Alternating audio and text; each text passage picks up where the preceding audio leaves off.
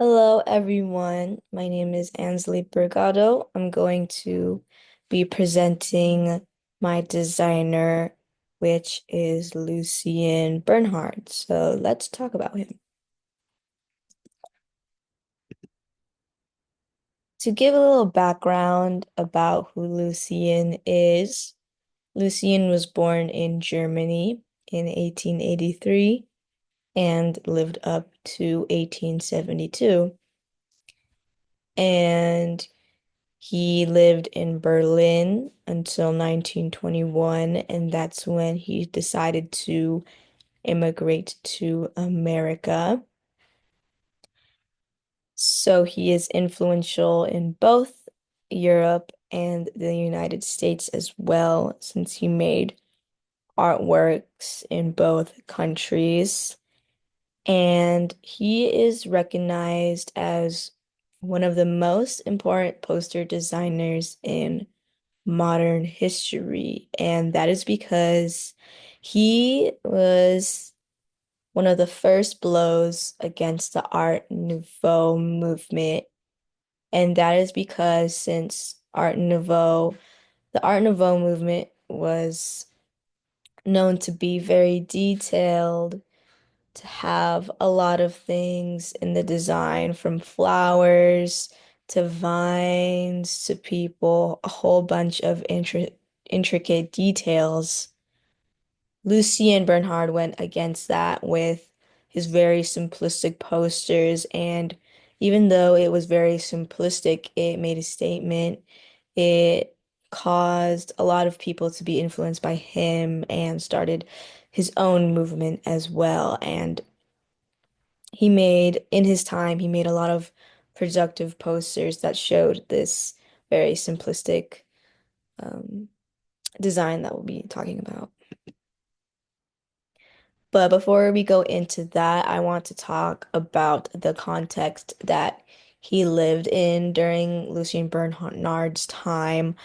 Ulysses S. Grant was president of the United States. Great powers of Europe were dividing Africa into colonial states.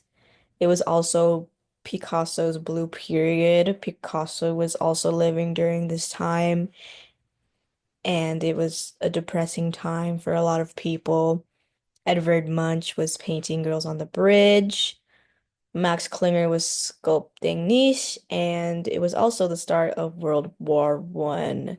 So this not only influenced Lucian Bernhard's work, but a lot of other designers during this time as well, with the start of World War One and um the blue period, signifying that it was a hard time for everyone. And yeah.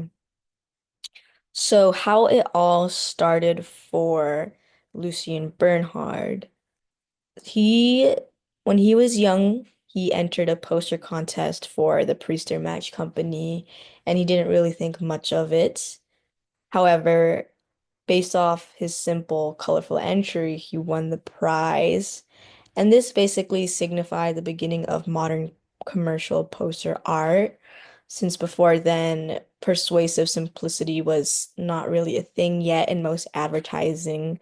A lot of people use a lot of words, a lot of details. Again, with the Art Nouveau movement, that was the old way of convincing people, was having a lot of details, a lot of things to say within the poster. But with Bernard's Priester poster, it changed the game, and this influenced a lot, even today, a lot of the posters we see in billboards, ads, campaigns. They're very simple to the point.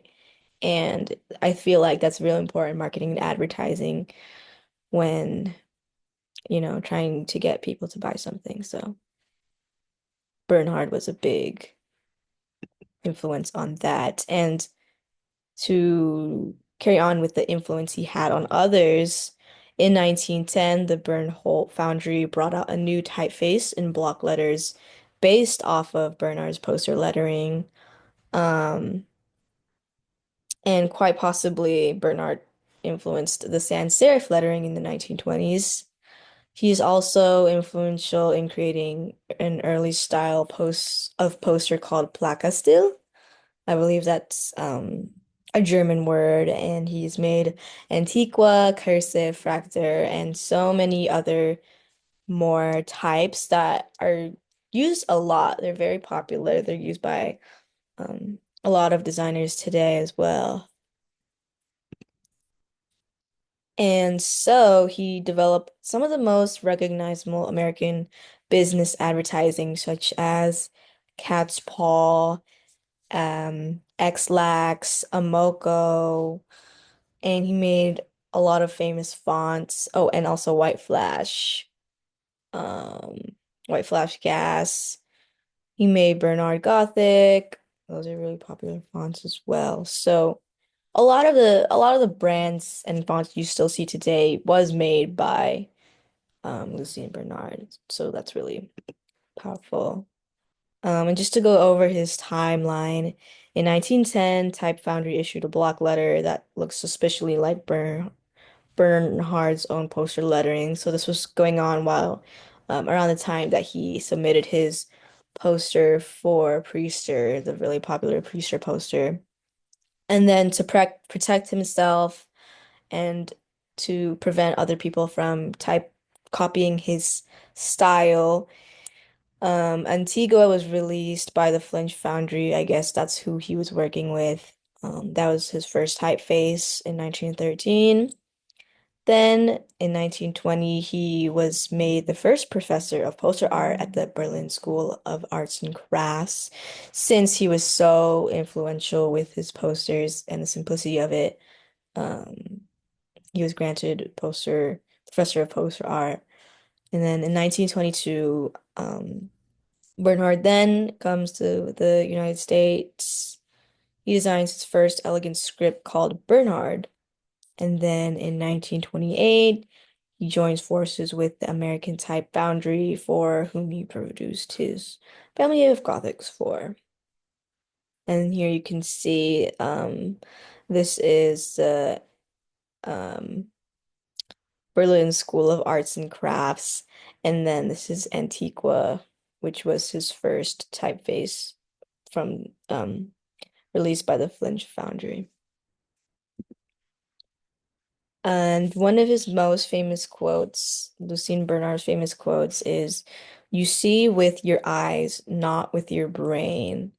And what I think he means by that is you don't really have to think too much about the design. Like, it's not rocket science.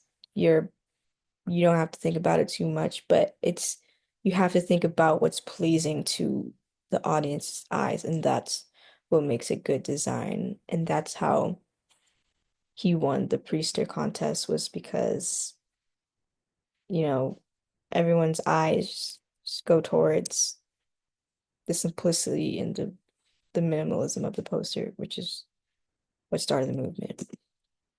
And then he also said that there is no doubt that the best type for continuous reading is the one in which school books, novels, and newspapers are printed, German, Gensei, or Gothic old style. And I also agree with him. Um, the best type is the most accessible and readable type. Otherwise, people won't know what you're saying. It's too hard to read. So accessibility is really important. And I agree with Lucian on that.